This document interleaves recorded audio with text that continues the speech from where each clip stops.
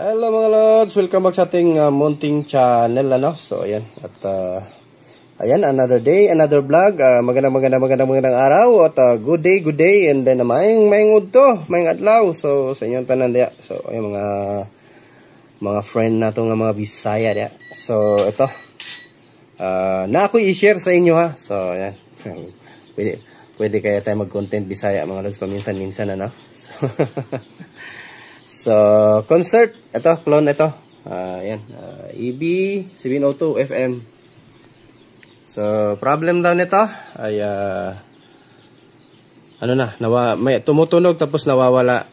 Tapos yung isang channel gumagana, minsan naman daw yung isang channel hindi. So, yun yung problem ni client.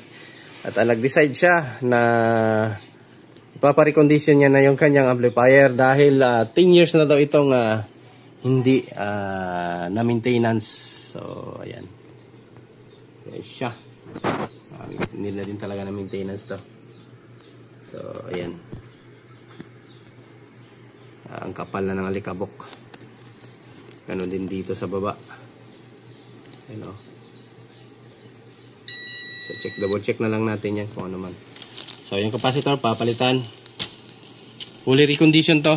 Itong mga potentiometer lahat i-fully recondition natin. Then itong sa tingin ko ito yung nagiging problema niya. Parang sira na itong ENB na selector ng speaker. So babypass na lang natin to, tanggalin na natin to. Then jumper na lang rekta yung ground. So ayan, ika-cancel na lang natin to. So ganun pa rin naman kasi dalawang speaker lang din naman ginagamit eh. So, eto, ayan, bago natin to simulan mga lods, bago natin to labhan, ay baka hindi ka pa nakasubscribe dyan, inaayayahan kitang pasubscribe sa aking munting channel, nang tayo ay lalong dumami. And then, kung gusto mo bumalik, at pakit lang na notification bell at ilagay sa all, para lagi tayong sana all. So, ayan, sana all. So, eto, continue tayo, tanggalin ko to, and then lalabahan natin.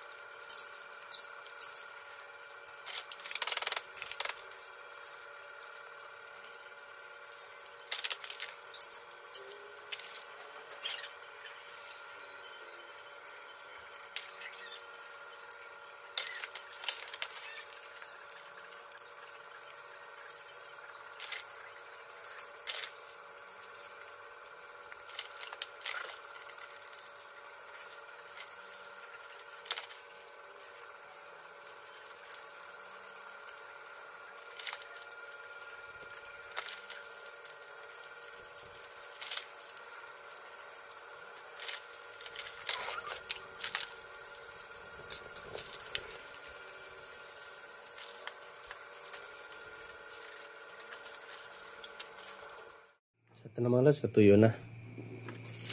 gabi natin titirahin kasi busy din tayo pag araw.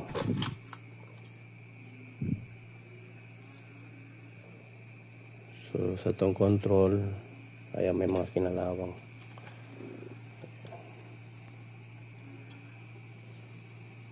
Ito, kinalawang. So may mga need tayong papalitan dito.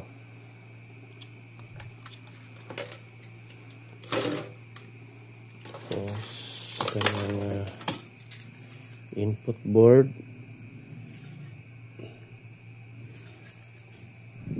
meron din halos kinalawang din ang resistor dito. Goods pa naman yung mga resistor, pero itong master board yung papalitan natin para smooth lang ulit, no? Then ito may papalitan dito, papalitan din natin to.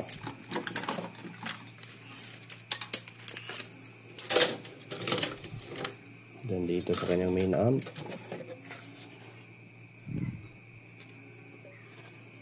yan, kinalawang din.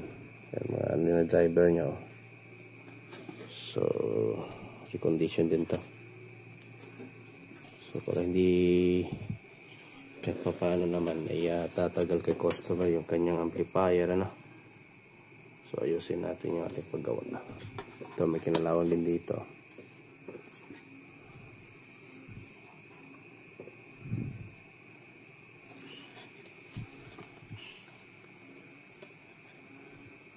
Subok ko doon, buo naman yung kanyang fuse. So fuse na dalawa, buo lang. So it means walang problema itong kanyang output transistor. So ang problem talaga nito is dito may mga kinalawang na resistor. Sa kanyang surround, ganoon din, oh, tad-tad na ng kalawang. Ayun, oh. Makikita niya dito, jumper putol na, oh, sa kalawang. So yan, ito recondition din to. Kasi 10 years ba naman, ano. So ngayon lang nahawakan ulit ng technician. So yeah, wala pa namang galaw yung kanyang mainboard. So tayo pa lang yung nakaano sa kanya, naka virgin. So yeah, ito, continue na tayo. Bubunutan na natin to ng mga parts na need natin palitan.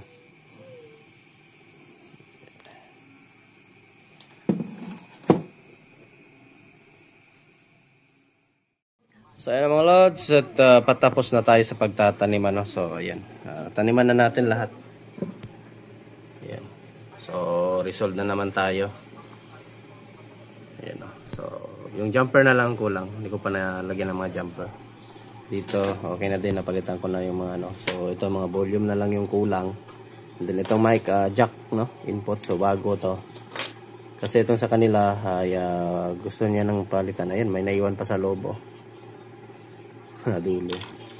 So gusto niya bago na ilagay kasi nga ay ano daw, kumbaga ano siya, distorted or naglo-loss na, no, kapag kasi nasaksak, kailangan pahawakan tsaka sa tutunog, pero pag bitawan mo nawawala yung tunog. So ayan, so bago na.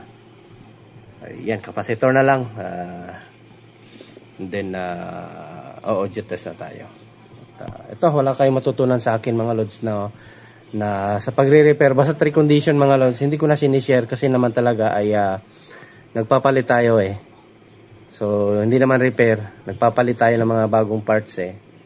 So alam nyo na yon. Pag ganon ay wala na tayong need na ituro kasi nagpapalit tayo, eh. At yun, kumbaga recondition lang naman to. Ayan, palit lang naman yung mga ganito. Ito lang palit, yung mga kinalawang pinalitan. So ang ano lang, pinaka-common na sira talaga nito is wala ng audio output, no? So yun lang yung problem, nagdi-DC out. Gawa nga ng mga faulty parts niya.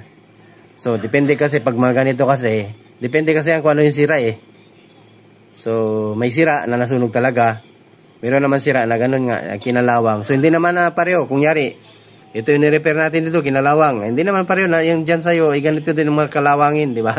So hindi naman ganun. So kaya share idea lang ako, nag-share lang tayo ng ano natin, kung paano yung trabaho natin sa isang amplifier. Kumbaga basta't kung ano yung usapan pag recondition. So ganun tayong technician, eh. So depende na lang sa iba, pera-pera lang yung iba. So sa tayo, kung ano yung pinag-usapan, pag palit capacitor, So, ganun ba? Kumbaga, kung ano yung pinag-usapan ng client, kung ano yung napagkasunduan, yun na yun. Kasi ako din mismo kasi mga lods, ako din yung nag-o-offer sa kanila eh. So, pinapapili ko sila. May choice sila eh. Kung gusto nila repair lang, repair lang. Pero kung gusto nila na recondition, recondition. Pero pag sa tingin ko mga lods na need na talaga i-recondition, sa ayaw at sa ayaw at hindi ng ating customer, ay pinupurso ko talaga siya na mag recondition na. Kasi nga, yung ibang parts niya, hindi na magtatagal kumbaga. Need na din na palitan ng bagong parts talaga. So, kapag sabi niya kapag sabi niya repair lang, ay hindi ko na tinatanggap yan mga lods. Pag ganun po, hindi ko tinatanggap talaga. Sabihan ko na lang na dalhin man lang yan sa ibang tech. Doon mo pa-repair. Kasi alam nyo kapag i-repair ko yan, sinabihan ko talaga siya, pag i-repair ko yan, magbaback job yan. Sabi ko sa kanya, hindi yan tatagal. 1 to 2 weeks, iba na naman yung sira. Kasi nga, yung ibang parts kasi faulty na. So, kumbaga, ganito, recondition. Pag recondition, pag sabihin ko recondition talaga yan, sir. Makikita mo naman yan. Kasi nga, binablog naman natin. So, honest lang tayo. So, yan lang. Ito nga yung pyesa ng tingnan nyo. Itong pyesa, yung sa unang upload natin na video, yung 735. So, ito, niligpit ko talaga kasi ibigay ko to sa may-ari. Baka sabihin niya, hindi ko ni-recondition. Ito, niligpit ko. Ayan yung mga kadaming pyesa niya. Ito, may mga sunog pang resistor doon, hindi ko na na-vlog. Nung pagkamatay nito, nadali din pala yung resistor. So, ayan, di ba? Ang dami. So, honest lang. Andiyan pa yung IC, nasira. So, ayan. Eto, continue lang tayo. Tanim na natin to. Makapag-audio test na tayo. So, ito yung mga binunot natin sa kanya. Ito, napalitan na din natin. Ito yung sa kanya nasira. So, naghanap lang din ako ng kapareho. Kasi maiksi pala ito. Yung bago ko, yung meron ako bago dito, mahaba eh. Mahaba yung pa, ganyan. So, ito maiksi pala. So, kaya naghanap lang din ako ng pareho. Although sikanhan, pero goods pa naman. Ito, ay linisan na lang natin to. Okay pa naman. So, makukuha pa to sa linis. Iraras converter natin to. At saka, yan. Goods pa naman to. Yan. So, eto. Simulan na natin. Taniman na natin. So, ito mga lods. At update tayo ulit. So, ito. Good morning. So, tinigilan ko na kagabi kasi nga pinapatuyo pa natin yung pagkatapos natin i-treat siya, no? So, ayan. Natapos na din natin talaga lahat. Ito, ayan. Malinis na. Ayan, wala na yung kalawang. Natanggal ko na yung kalawang niya sa paa. So, ano lang siya. Ito lang. Quadro. Ras converter. So, lusaw siya eh. Tanggal eh. Then, nilagyan ko ng W40 para medyo oily-oily yung paa niya. At hindi didikit yung kalawang. Ayan o. Na-treat ko na to. Yan, malaki na yung capacitor niya kumpara dito. Ang cute. Baby yung eh. Ayan. Dito sa tong control, okay na din to. Bago na din to yung natin So, ayan, bago na lahat. So, recondition talaga. Mga volume. Bagong-bago na. Dito sa input, na-treat na. Ito din dito, na-treat ko na din. At bagong master volume. Ayan. Ito, salpak na natin nang malaman natin kung goods na yung ginawa natin. Hello mga lods, update tayo. Ito na at natapos na natin. So pati itong ating USB pinalitan din natin kasi sira din ito. Basag yung tunog. So ayan, andito na si customer. So excited na sa kanyang amplifier. At ayan mukhang bago na ulit. So ito actually okay na to. So testing na lang natin kasi gabi na din baka si customer sa daan. So, USB tayo.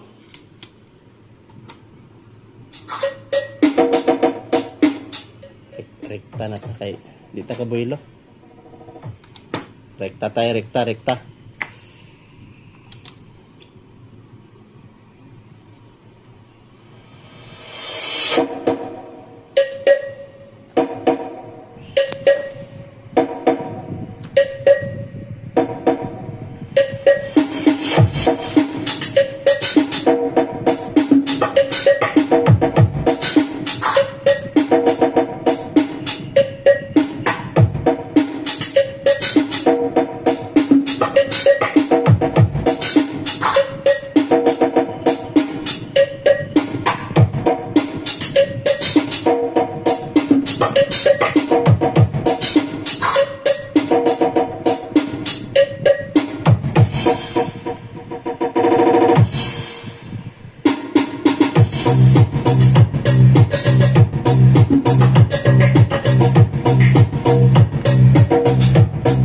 Amplifier naman yun.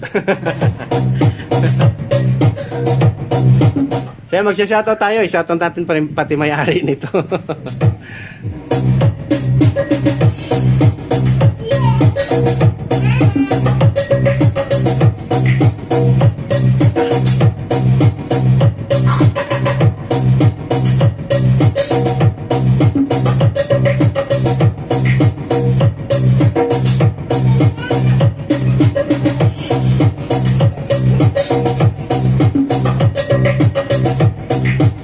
Mga lods, hindi na siguro natin masyadong papayin yung video natin dahil need na ito ni client na kargahin, ano. So ayan, magsha-shoutout tayo pero nang isang cellphone lang. So daming magpa-shoutout.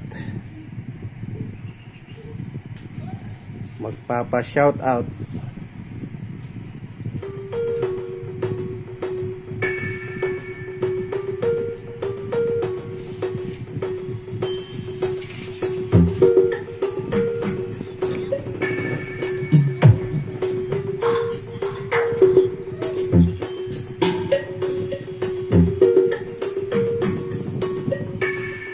Kaya magsha-shoutout tayo. Ano pangalan mo, sir? Shoutout kay may-ari nito kay Ray Cañete. So yan. Then, sa ating mga ano diyan, nagko-comment sa ating video dito sa ating 735 na video sa kay Rickman TV. So yan, shoutout sa iyo, Dol. And then kay Bung Nanoy Yarad. Hirap pasahin. So yan, shoutout. And then kaya Firms Lino Official. So ayan, siya to, mga vlogger pala to. So kaya Gina Nodirab, paano ba to basahin itong mga pangalan nila? Si YouTube pinagdikit. So at kay Nibada Di Guzman. And then kaya si Birino Cabote. And then kaya ang daming comment ni Sir Rickman TV. And then kay Marcelino Pagsanhan, Brian Plaza. And then kaya ang daming comment ni Sir. So si Jerry Collis, ayan, at kay Andy Tech TV. So ayan, and then kaya Dave Velasquez. Ayan, shoutout sa inyong lahat. So ito, another video na naman, successful repair natin. At ayan, thank you sa walang sawang suporta sa ating Money Channel. At tayo magpapaalam. Thanks for watching. At lang, bye-bye.